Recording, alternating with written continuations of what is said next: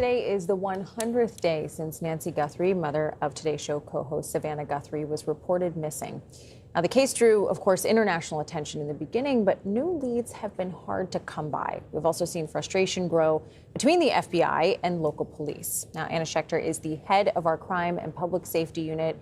She has been following this case from the very beginning. I remember when this happened, you were the first person, on air, making calls. So I'm glad to have you here.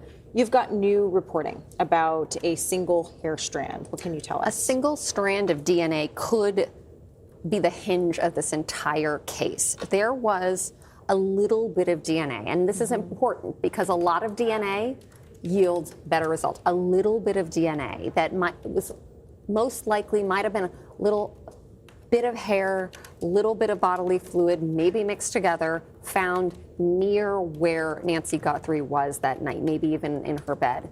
That was shipped by those local detectives to Florida, and it was there for weeks, but it didn't yield very much because it was partial DNA. Now, fast forward weeks, and then it gets shipped to Quantico.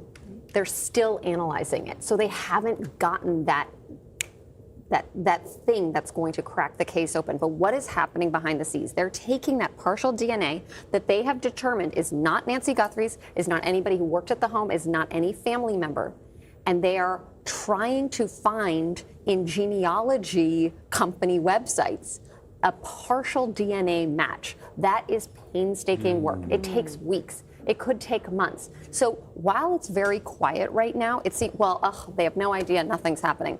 That's not true. There are scientists at the most state-of-the-art lab in the world in Quantico, Virginia, right now, doing that painstaking work. And it takes time because new people are uploading their DNA to these companies every day. So there's always new things to chase down. Now, unfortunately, my reporting indicates that when they're chasing these down, they're not leading anywhere. But this is the key. The DNA is the key because also, remember, the other bit of evidence that we were so excited about, and the FBI, the agents we were talking to were so excited about, was that ring cam video.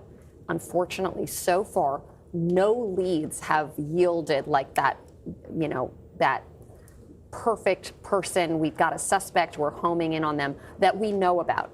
It could be that they're keeping it very quiet, but my reporting indicates they don't have that suspect yet. And Savannah Guthrie, even on Sunday, said, "We need your help. Someone knows something. Please help us." It's just remarkable. You get that video. Yeah. And still no answers. And now you've got the Pima County Sheriff, Chris Nanos, who says that they're taking their time so that they can find and properly prosecute Guthrie's abductor when they locate that individual. Yeah, I want to play. Yeah. Let's play a little bit of that. Great.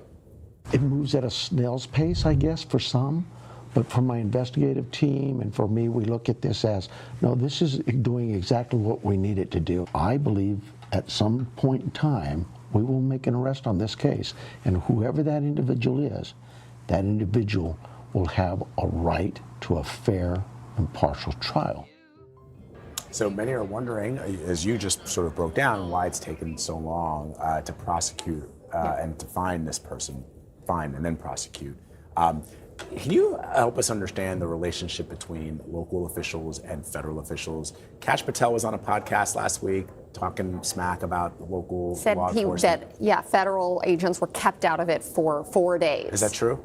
Well, it's more that Pima County said, we got this. We processed the crime scene. We sent the DNA to our lab that we work with. They were not asking for help. How this usually works, when a crime is committed in a jurisdiction, the local agents who have jurisdiction over wherever it happened. The local FBI agents? No, the sheriff's department, the police department. They will ask the FBI, say, hey, we need help. We don't have the resources. Then that's how it works. Then the FBI steps in. Now, here, the FBI proactively said, we're here. What do you need? We're ready to go. And the sheriff said, well, we processed this crime scene. We sent the DNA to this lab. And guess what? It didn't yield anything. So several days later, about 4 days later, then you saw the FBI agents for the first time going to her home. So it's a little more nuanced than how Kash Patel was laying it out. But so is it how the crime is first classified? In other words, I thought kidnapping was something that the FBI immediately got involved in. But if it's not called a kidnapping, Right. when they discover her missing. Although, what else would it be? I'm trying to understand when. The first few hours on Sunday. So the 911 call comes in around noon on Sunday, right? She's abducted sometime overnight. At that point, it was search and rescue. Let's find her. Okay. That was the focus. Overnight, the local detective stayed all night until 6 in the morning, Monday morning, to process that scene. So that's how that worked, and that's why the FBI was initially not that involved inside the home. All right. Well, Anna Schecter, thank you so much. Always Really great to have you. appreciate it. Thank you.